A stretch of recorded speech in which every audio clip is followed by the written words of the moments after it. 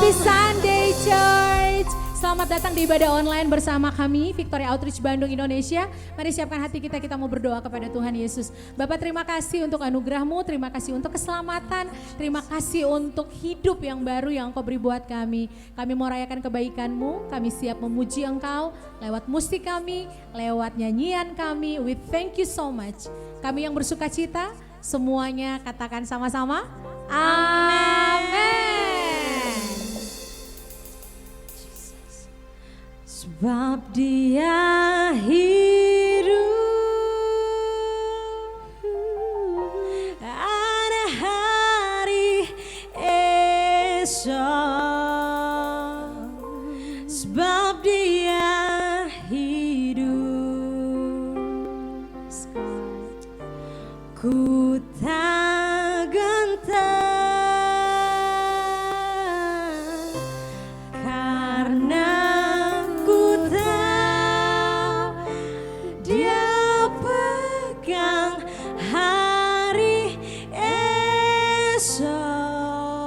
Sama-sama. Hidup jadi berarti sebab Dia hidup. Kasih tepuk tangan dong. Yes. Boleh bangkit berdiri yang ada di rumah. Nyanyikan pujian ini sama-sama. Anak Allah, Yesus namanya.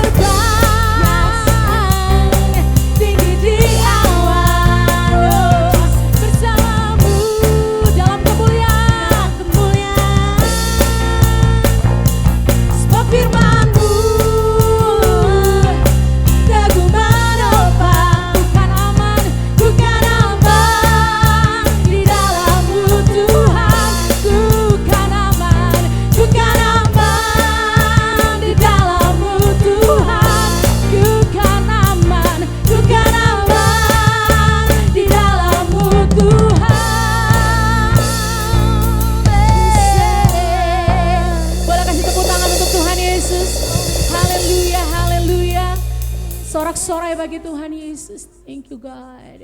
We thank you Jesus. Yes Lord.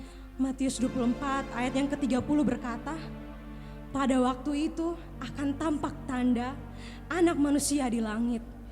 Dan semua bangsa di bumi akan meratap. Dan mereka akan melihat anak manusia itu datang di atas awan-awan di langit dengan segala kekuasaan dan kemuliaannya. Thank you Jesus. Jesus.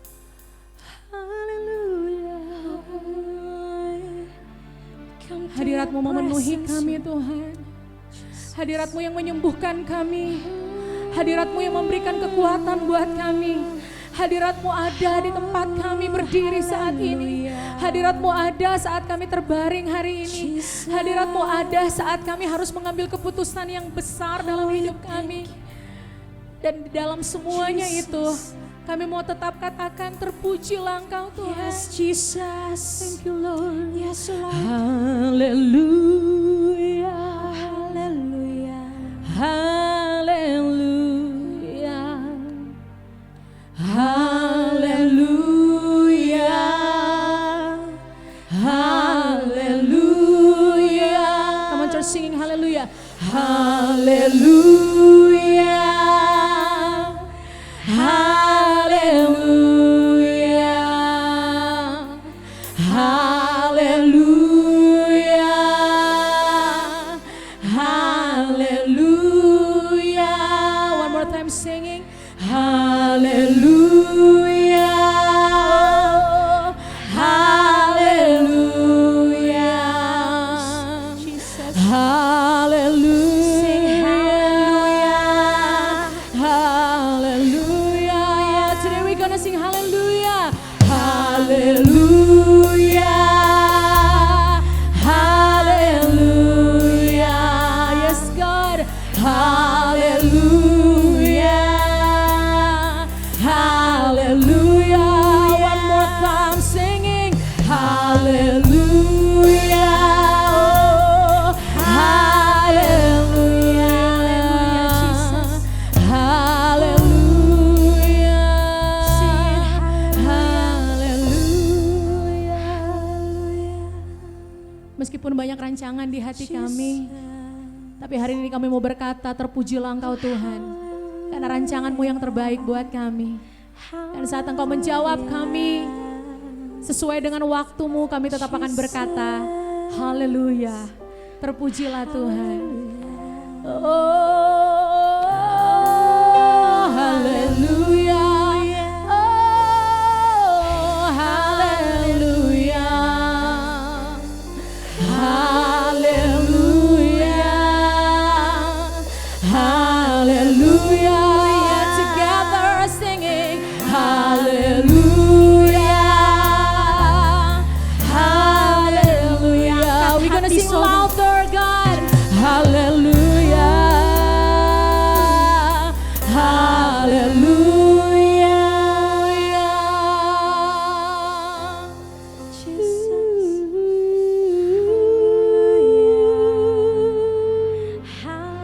Thank you Jesus. Thank you Lord.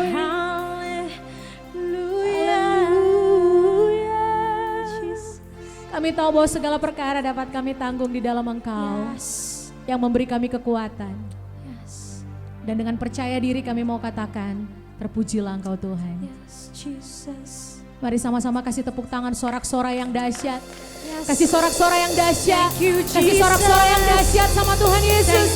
Mari kasih sorak-sorai yang lebih lagi. Haleluya. Haleluya. Thank you Jesus. Haleluya. We Come on, thank you. Haleluya.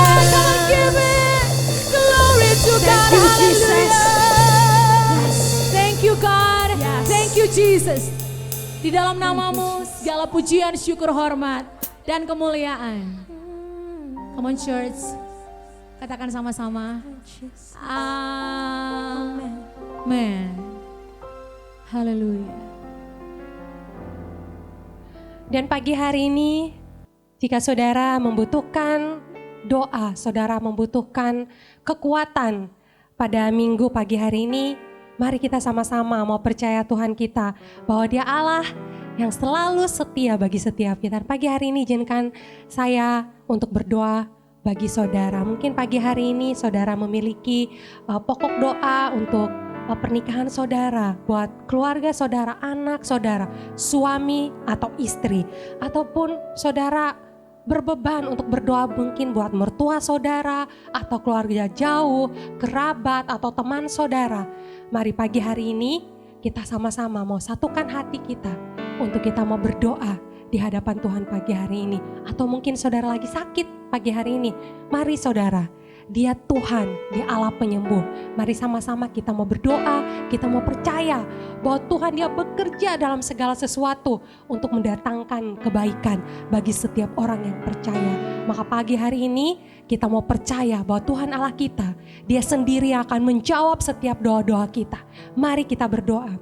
Bapa, di dalam nama Tuhan Yesus Kristus, pagi hari ini kami datang ke dalam hadirat-Mu Tuhan, bersekutu bersama kami mengangkat tangan kami, mempercayai Engkau Tuhan Allah kami yang setia, Allah yang tidak pernah meninggalkan ciptaan tangannya, Allah yang selalu menepati janji-janjinya, Allah yang penuh dengan kuasa, Allah yang penuh dengan mujizat di dalam kehidupan kami. Kami berdoa pada pagi hari ini, Engkau yang menjamah setiap rumah tangga daripada jemaat-Mu Tuhan, mereka yang mengalami masalah keuangan, mereka yang mengalami masalah di dalam pernikahan, masalah ekonomi, masalah di dalam hubungan suami istri, masalah dengan anak, hubungan dengan mertua, hubungan dengan tetangga, keluarga, siapapun itu Tuhan Yesus. Hamba berdoa pada pagi hari ini Bapa, hamba mau percaya bahwa Engkau Allah yang akan menyatukan setiap hubungan yang rusak. Dan kami sungguh yakin dan percaya Tuhan Yesus bahwa Engkau terlebih besar ingin Tuhan Yesus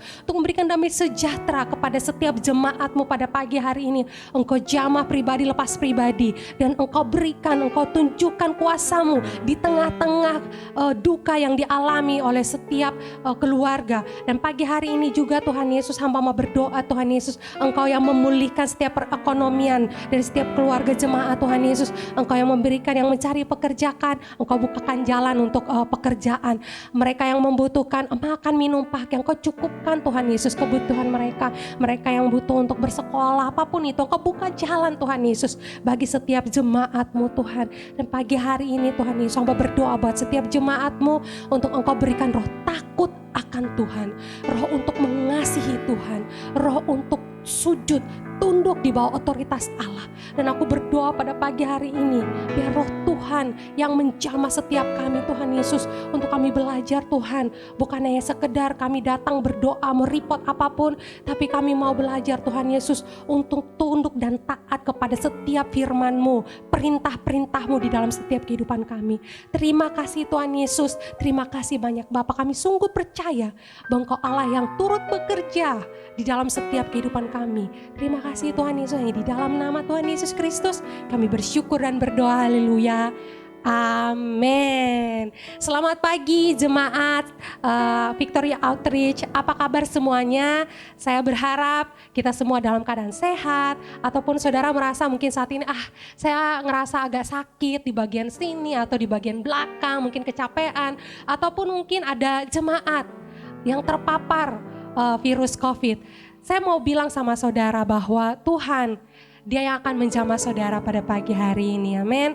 Tetap bersuka cita, tetap percaya bahwa Tuhan Allah kita, Dia turut bekerja bersama dengan kita. Mari kita tetap beriman, kita tetap berharap, kita tetap berdoa, kita tetap setia beribadah, kita tetap berbuat baik, kita tetap melakukan apa yang diperintahkan Tuhan atas kehidupan kita. Dan pagi hari ini saudara, kami memiliki pengumuman dan saya berharap saudara bisa mencatatnya untuk bisa saudara bagikan kepada keluarga atau siapapun yang ingin terlibat di dalam pelayanan ini. Dan yang pertama, kami memiliki rumah pemulihan Victory Outreach di Jalan Garuda 85, dan pelayanan ini dikhususkan untuk orang-orang yang terlibat di dalam narkotika, prostitusi, juga kenakalan remaja, juga orang-orang yang ingin pulihkan, saudara bisa menelpon kami, nomor yang terdapat di layar. Kami ingin sekali untuk membantu saudara. Dan yang berikutnya, kami juga punya kegiatan setiap hari Minggu jam 5 sore, yaitu leadership home class. Leadership yang dilakukan untuk pemimpin-pemimpin yang ada di rumah pemulihan.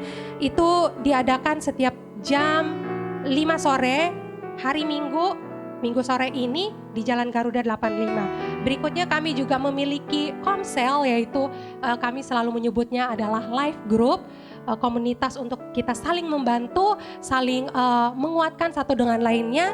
Dan saudara bisa menghubungi pemimpin yang ada di tempat atau daerah yang sudah kami atur. Juga saudara kalau di daerah Bandung Timur, saudara bisa bergabung di Jalan Nanas Live Group Bandung Timur jam 7 malam. Setiap hari Rabu jam 7 malam live group tersebut dilakukan onsite. Jadi sudah bisa bertemu muka dengan muka saudara. Dan berikutnya ada event internasional, yaitu UWIM and Gangers, khusus untuk wanita-wanitanya Tuhan. Mereka mengadakan conference untuk wanita, untuk wanita-wanita muda, juga untuk wanita-wanita pada bulan Maret ini, tanggal 15 sampai tanggal 19. Judul dari kegiatan inilah adalah A Call to Expand. Kita dipanggil untuk ekspansi, saudara. Untuk informasi lebih lanjut, saudara bisa lihat di media sosial kami.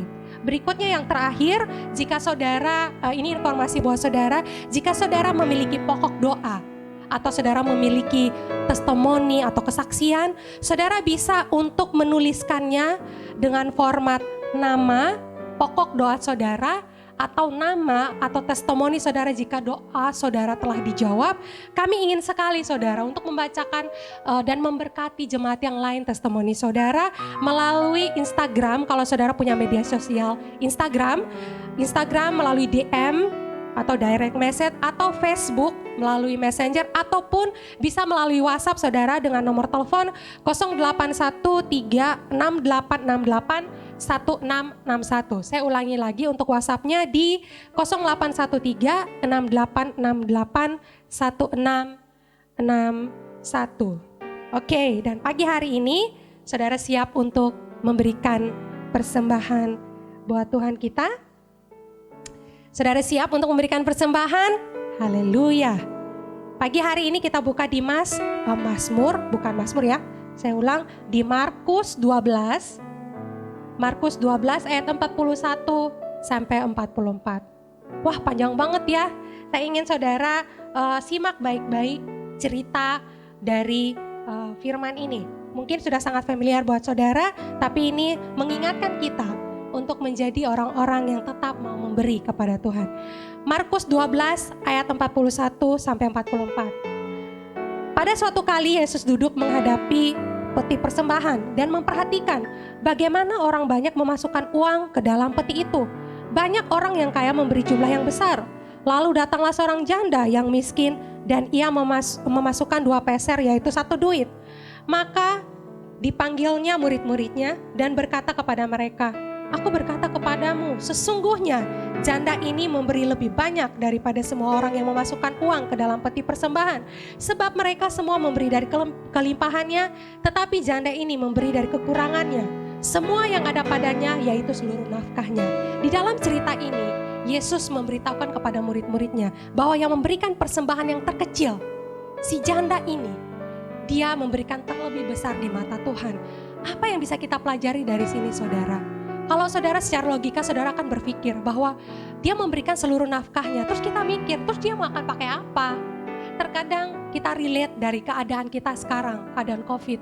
Mungkin sebelumnya saudara setia memberikan perpuluhan, saudara setia memberikan persembahan. Tetapi begitu pandemi datang, saudara langsung berpikir bahwa saya terimbas oleh ekonomi, saya nggak mau memberi lagi karena nanti saya makannya pakai apa, saya kurang ini, saya kurang itu, sehingga saudara nggak berhenti untuk memberikan persepuluhan saudara berhenti untuk memberikan persembahan saudara.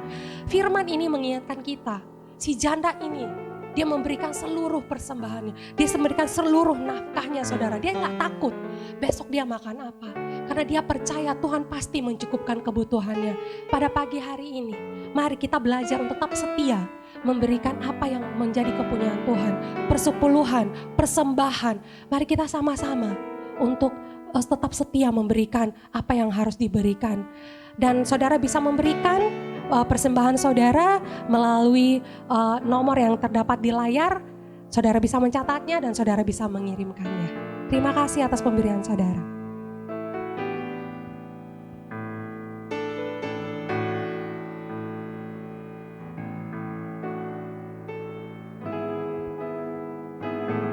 Dan pagi hari ini saya akan berdoa buat setiap persembahan yang sudah saudara berikan. Mari sama-sama kita berdoa. Bapa, terima kasih buat setiap tangan-tangan yang sudah memberi. Dan buat yang belum memberi, Engkau tetap berkati mereka. Terima kasih Tuhan Yesus, Engkau berkati setiap usaha pekerjaan anak-anak-Mu Tuhan. Engkau tunjukkan kuasa-Mu Tuhan di dalam area ini Tuhan Yesus. Agar setiap umat-Mu percaya bahwa Engkau Allah, Jehovah Jireh, Engkau Allah yang mencukupkan. Dan kami sungguh percaya bahwa Allah tidak pernah meninggalkan kami sendirian. Terima kasih Tuhan Yesus, hanya di dalam nama Tuhan Yesus kami bersyukur dan berdoa, haleluya. Amin. Praise the Lord, Shalom, selamat pagi Victory Outreach Bandung, Victory Center Papua, dan seluruh jemaat Tuhan dimanapun saudara berada.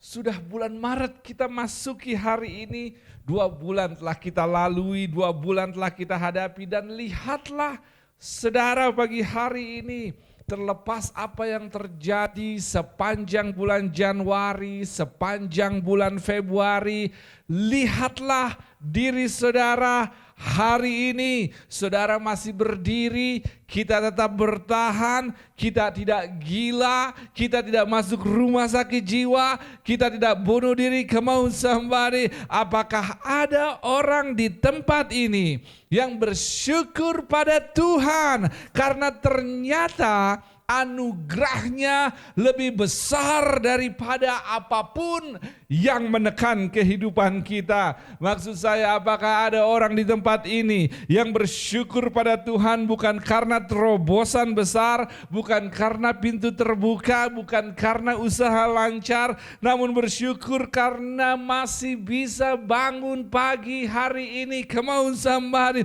Masih bisa makan walaupun tidak punya tabungan, masih bisa tidur nyenyak walaupun ngontrak, masih bisa mandi walaupun antri. Come on, masih bisa senyum walaupun ingin cuci maki orang. Come on somebody. Listen, mukjizat tidak dimulai dengan kupu-kupu yang indah. Mukjizat dimulai dengan kepompong yang tidak berbentuk. Saudara tidak siap untuk saya pagi hari ini. Saudara mungkin melihatnya sejauh ini sebagai sebuah proses yang menekan, namun Tuhan ternyata melihatnya sebagai sebuah progres untuk lahirnya sebuah mukjizat yang ajaib. Karena mungkin yang saudara lihat adalah gelapnya di balik lapisan kepompong yang menghalangi saudara hari-hari ini. Namun ternyata Tuhan melihat perkembangan yang telah terjadi di balik lapisan kepompong. Apa yang saya coba katakan adalah progres di mata Tuhan. Bukanlah ketika saudara menjadi kubu-kubu, namun ketika saudara semakin kuat di dalam kepompong. Semakin kuat saudara dalam kepompong, semakin siap saudara menjadi kubu-kubu. Jadi keberadaan kita di bulan Maret ini hanyalah indikasi bahwa kekuatan di dalam diri kita semakin terbangun, walaupun situasi di luar kita semakin stres, stuck, gelap dan frustrasi. Tapi ini kabar baiknya, saudara semakin dekat dengan waktu lahirnya sesuatu yang baru. Dan izinkan saya beritahu saudara, sesuatu yang baru yang besar akan segera terjadi hingga saudara takjub karenanya. Karena ulat dalam kepompong tidak keluar dari kepompong dan menjadi kupu-kupu untuk masuk ke sesuatu yang kecil, namun untuk masuk ke sebuah alam yang besar, yang penuh dengan berkat dan terobosan yang besar. Saudara dengar saya pagi hari ini, sesuatu yang baru dan besar sedang menunggu saudara. Jadi jika ada orang yang bersyukur pagi hari ini karena ternyata saudara semakin kuat dari hari sebelumnya dan sedang ditunggu oleh hal besar di hadapan saudara, sekali lagi berikan sorak-sorai kita dimanapun saudara berada untuk Tuhan kita Yesus Kristus. Yunus pasal yang kedua, mulai ayat 1 hingga ayat yang ke-10, dan kita akan melihat apa yang Tuhan ingin sampaikan buat kita semua. Yunus pasal yang kedua, mulai ayat 1 hingga ayat yang ke-10 saya bacakan buat saudara pagi hari ini. Berdoalah Yunus kepada Tuhan Allahnya dari dalam perut ikan itu, katanya, dalam kesusahanku aku berseru kepada Tuhan dan Ia menjawab aku. Dari tengah-tengah dunia orang mati aku berteriak dan Kau dengarkan suaraku. Telah Kau lemparkan aku ke tempat yang dalam, ke pusat lautan. Lalu aku terangkum oleh arus air, segala gelora dan gelombang-Mu melingkupi aku. Dan aku berkata, telah terusir aku dari hadapan matamu. Mungkinkah aku memandang lagi bait-Mu yang kudus? Segala air telah mengepung aku, mengancam nyawaku, samudra raya merangkum aku, lumut lautan membelit kepalaku. Di dasar gunung-gunung aku tenggelam ke dasar bumi, pintunya terpalang di belakangku untuk selama-lamanya. Ketika itulah Engkau naikkan nyawaku dari dalam liang kubur, ya Tuhan Allahku, ketika jiwaku letih lesu. Di dalam aku teringatlah aku kepada Tuhan, dan sampailah doaku kepadamu ke dalam bait-Mu yang kudus. Mereka yang berpegang teguh pada berhala kesia-siaan, mereka lah yang meninggalkan Dia yang mengasihi mereka dengan setia. Tetapi aku dengan ucapan syukur akan kupersembahkan korban kepadamu, apa yang kunazarkan akan kubayar. Keselamatan adalah dari Tuhan.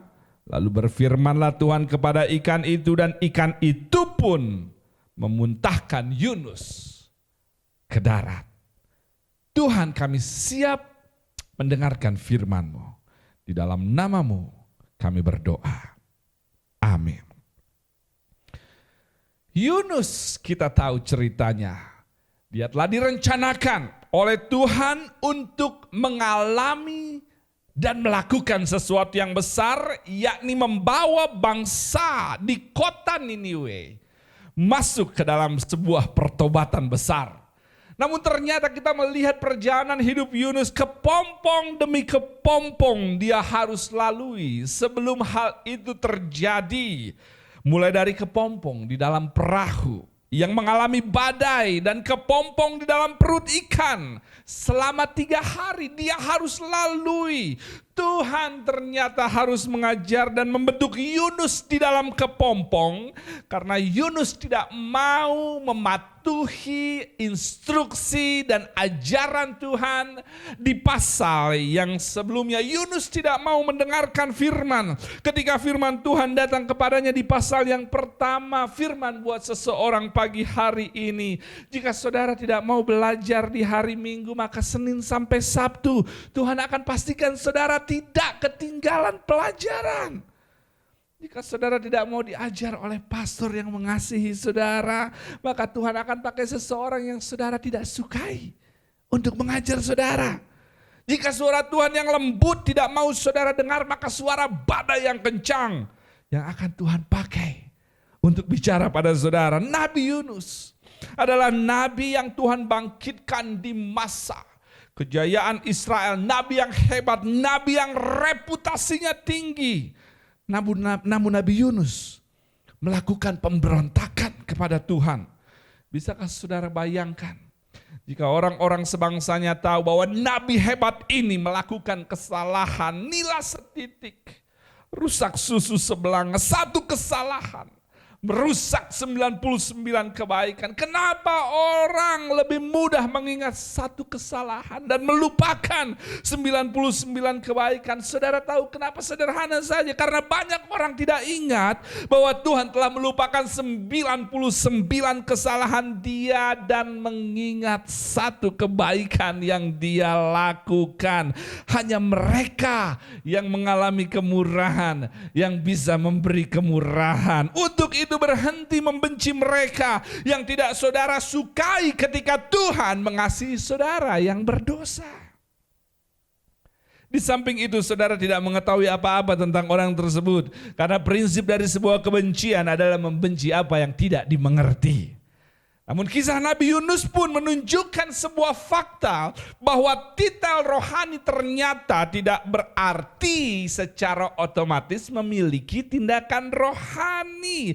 Oleh karenanya jangan menilai seseorang dari sebuah titel, saudara bisa tertipu. Jika saudara mau menilai seseorang, nilailah dari cara dia memperlakukan sesamanya, khususnya mereka yang ada di level yang rendah. Makanya saya sering katakan kepada para pemimpin di gereja, jika keberadaan kita hanya untuk menampilkan talenta selama di dalam waktu ibadah namun tidak menyentuh sesama di hari lain, maka kita hanyalah seniman rohani, bukan pelayan rohani. Kita tahu seni melayani, tapi kita tidak tahu hati melayani. Kita tahu pergi ke bait Allah, kita tahu menampilkan aktivitas rohani di bait Allah, tapi kita tidak tahu bagaimana menolong mereka yang sekarat, yang sedang berjalan menuju Yeriko. Nabi Yunus tidak mengindahkan instruksi atasannya dan pergi ke arah yang berlawanan dengan kehendak Tuhan. Tarsis dan Niniwe adalah arah yang berlawanan, satu utara satu selatan. Namun apakah dia masih nabi Tuhan saat dia memberontak kepada Tuhan? Masih. Apakah dia masih hamba Tuhan saat melawan Tuhan? Dia pun masih. Apakah dia masih satu tim dengan Tuhan saat dia membangkang? Dia juga masih satu tim dengan Tuhan. Bukankah sebuah kebenaran yang menyedihkan? Banyak mereka yang titelnya pelayan, pemimpin rohani, Kristen, anak Tuhan, namun hidupnya sudah berlawanan dengan kehendak Tuhan. Masih satu tim, namun satu sama lain berlawanan. Masih satu pernikahan, namun tidak bisa lihat-lihatan. Sekali lihat-lihatan rasanya pengen menerkam satu sama lain. Come on somebody. Masih satu gereja, masih satu keluarga, tapi buang muka satu sama lain. Saya tahu itu tidak terjadi di Victory Outreach. Dan akhirnya Yunus naik ke dalam perahu. Terjadi badai, kita tahu ceritanya. Semua dalam perahu kena badai karena kesalahan satu orang yang adalah Yunus. Padahal badainya didesain Tuhan untuk mengejar Yunus, namun semua yang satu perahu kena dampak dari badai tersebut. Saya ingin kita berhati-hati. Kesalahan yang saudara lakukan akan berdampak buruk pada orang-orang terdekat saudara. Pikirkan suami saudara, anak saudara, orang tua saudara, keluarga saudara, bawahan saudara sebelum saudara melakukan sesuatu. Jangan sampai mereka yang saudara kasihi terkena konsekuensi dari apa yang saudara lakukan. Lalu dibuangnya Yunus ke laut dan akhirnya badai. Rada tugas badai selesai, kata Tuhan. Orang-orang dalam perahu lepas dari badai karena Yunus dilempar mereka ke lautan. Jika saudara cukup peka untuk bisa mengelilingi saudara dengan orang yang tepat, saudara bisa menjaga diri saudara dari badai yang orang lain ciptakan. Lalu Tuhan katakan, badai, tugas kamu selesai. Ikan besar, sekarang giliranmu untuk masukkan Yunus ke dalam kepompong berikutnya. Jika saudara milik Tuhan yang dipanggil untuk melayani Tuhan namun menolaknya, saya harus beritahu saudara, Tuhan akan lakukan apa saja untuk mengembalikan saudara ke tempat tersebut. Lalu akhirnya setelah tugas badai selesai, Tuhan kirim ikan besar dan ditelanlah Yunus dalam perut ikan selama 3 hari. Dan disinilah kita bertemu dengan doa yang luar biasa dari Yunus dalam perut ikan yang telah kita baca sama-sama teksnya barusan. Dan doa semacam ini tidak pernah bisa diajarkan di kelas doa di sekolah Alkitab atau pengajaran-pengajaran sistematis lainnya. Doa semacam ini hanya bisa dilahirkan ketika hidup menekan kita ke bawah, ketika keringat berganti air mata, ketika kita ingin cepat tidur dan tidak ingin cepat bangun, ketika saudara tahu bahwa semua usaha tidak membuahkan hasil.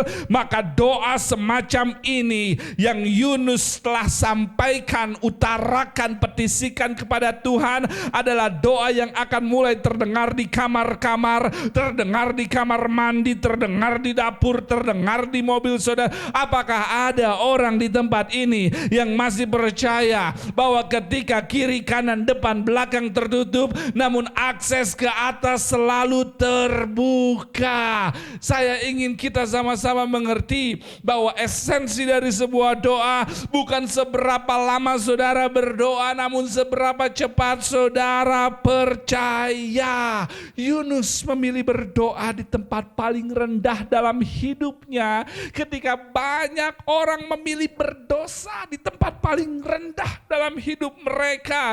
Dan ini kabar baiknya, ketika Yunus berdoa dari pasal kedua yang kita baca sama-sama, Tuhan mendengar doanya. Sebaiknya saudara bersiap untuk bersorak bagi Tuhan sebentar lagi. Doa Yunus didengar oleh Tuhan. Maksud saya, walaupun Yunus tidak mendengarkan Tuhan, tapi Tuhan tetap mau mendengarkan Yunus. My God, thank you Jesus. Apa yang saya coba katakan adalah seruan doa saudara ketika saudara tidak taat, ketika saudara tidak setia, ketika saudara jatuh, ketika saudara tersanjung, tidak membuat Tuhan menutup telinganya. Oleh karenanya, jangan pernah berpikir untuk jadi sempurna sebelum saudara datang kepada Tuhan. Iblis adalah pembohong. Ketika saudara jatuh, berseru kepada Tuhan. Ketika saudara salah, berseru kepada Tuhan. Ketika saudara berdosa, berseru kepada Tuhan, karena Tuhan yang kita layani adalah Tuhan yang peduli di musim terendah kita, karena pendengarannya tidak kurang tajam untuk mendengar doa saudara. Ayat 1 hingga ayat yang ketiga di pasal yang kedua kitab Yunus, Yunus berdoa dan dia katakan Tuhan mendengarkan dia dan Tuhan lempar dia ke lautan. Yunus berdoa, Tuhan mendengar, dan Tuhan lemparkan dia ke lautan. Tuhan mendengar doa Yunus, namun Tuhan lemparkan dia ke lautan. Sungguh ironis bahwa jawaban doa Tuhan adalah melempar dia ke lautan. Bisakah saya beritahu kebenaran buat saudara? Seringkali kelepasan saudara dan disiplin Tuhan berjalan bersamaan. Dia jawab dengan disiplin namun mengarahkan kepada kebebasan.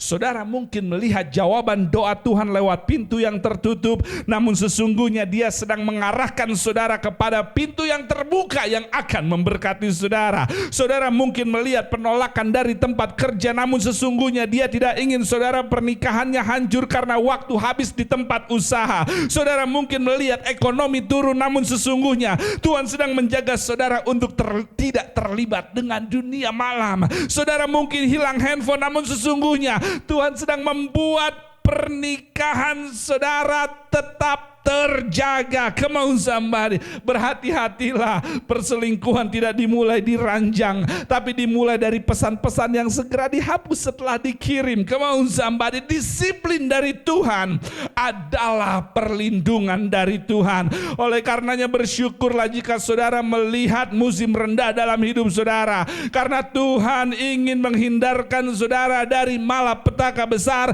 yang sedang datang mengincar saudara. Sering saya katakan, lebih baik saya pukul anak saya daripada dia di penjara. Lebih baik saya batasi penggunaan handphone anak saya daripada dia terpapar tontonan negatif. Jadi sekali lagi, untuk para orang tua, jika saudara bisa pukul anak saudara karena HP rusak, maka sebaiknya saudara pukul HP jika anak saudara rusak. Disiplin adalah bentuk kasih dan perlindungan. Bahasa Alkitabnya, Tuhan mendisiplinkan mereka yang dikasihinya. Saya tahu di dalam perut ikan, di tengah lautan bau amis dan gelap, saya tahu stuck dan terombang ambing, tidak tahu apa yang akan terjadi hari esok. Tapi mengertilah, jika Tuhan tidak perintahkan ikan menelan Yunus, maka lautan yang akan menenggelamkan Yunus. Saudara tahu, dalam perjalanan kekristenan saya mulai mengerti bahwa seringkali doa tidak membuat saya mendapatkan apa-apa, tapi membuat saya kehilangan banyak. Saya kehilangan egois, saya kehilangan kesombongan, saya kehilangan marah, saya kehilangan pikiran negatif. Saya tidak mendapat apa yang saya mau dari Tuhan dalam doa, namun Tuhan mendapat apa yang Dia mau dari saya dalam doa. Kemauan sama, mengertilah, doa tidak selesai ketika saudara menyampaikan keinginan saudara, namun doa selesai jika saudara juga mampu mendengar keinginan Tuhan pada saat saudara berdoa. Lalu ayat berikutnya, Yunus mengatakan pada Tuhan tentang situasi yang terlihat mustahil untuk diselesaikan, namun di ayat yang ke-6 dia menemukan harapan dan mengatakan, Engkau menaikkan nyawaku dari liang kubur. Ketika saudara melihat bahwa rasanya tidak ada harapan, tidak ada jalan keluar, tidak ada solusi, inilah firman Tuhan buat saudara. Situasi saudara, konflik pernikahan saudara, status ekonomi saudara, tidak memiliki kata terakhir dalam hidup saudara. Tuhan belum selesai bekerja, karena jika Dia selesai bekerja seharusnya Yunus mati di lautan dan tidak perlu Dia kirim ikan besar. Apa yang saya coba katakan adalah Tuhan sedang bekerja di dalam dimensi yang tidak terlihat oleh saudara untuk mengangkat saudara kembali ke dalam hal besar yang Dia rencanakan sejak awal. Untuk itu saudara boleh menangis, saudara boleh bergumul, silakan kontraksi, silakan berteriak, tapi setelah semuanya itu tetaplah percaya bahwa rencananya selalu lebih besar dari ikan besar, rencananya selalu lebih hebat dari badai hebat. Tetap bertahan di dalam kepompong, tetap setia dalam kepompong, tetap menabur dengan air mata, karena jika saudara tidak mundur, tidak menyerah, maka saudara akan menuai hasilnya. Apakah ada orang di tempat ini yang percaya bahwa jika kita tetap setia kepada Tuhan, kita akan melihat banyak janji-janji Tuhan yang mulai dinyatakan dalam hidup kita? Saya akan segera selesai. Lalu setelah Yunus berdoa, Tuhan berfirman kepada ikan besar itu untuk memuntahkan Yunus. Dan Tuhan kembali berfirman untuk Yunus pergi ke Niniwe dan mengabarkan seruan pertobatan. Bukankah kita seharusnya bersyukur bahwa kita melayani Allah yang selalu memberikan kesempatan kedua, ketiga, keempat ketika kesempatan sebelumnya kita sia-siakan? Tuhan berfirman kepada orang yang sama yang memberontak di pasal yang pertama untuk menyatakan rencana yang sama, dan untuk dia hidup dalam rencana tersebut. Tuhan kembali berfirman untuk pergi ke Niniwe kepada Yunus dan mengabarkan seruan pertobatan, dan akhirnya Yunus taat kali ini. Dan kita tahu Niniwe pada akhirnya diselamatkan dalam waktu yang cepat. Yunus yang bajunya saat itu masih basah pergi ke kota dan menjadi revivalist di kota Niniwe. Padahal dia baru saja memberontak, masuk dalam badai, masuk dalam perut ikan selama 3 hari. Tapi setelah itu Yunus menjadi seorang revivalist untuk membawa pertobatan bagi bangsa Niniwe. Padahal dia baru saja memberontak, baru saja masuk badai, baru saja mengalami hal yang membuat dia begitu tertekan di perut ikan selama 3 hari.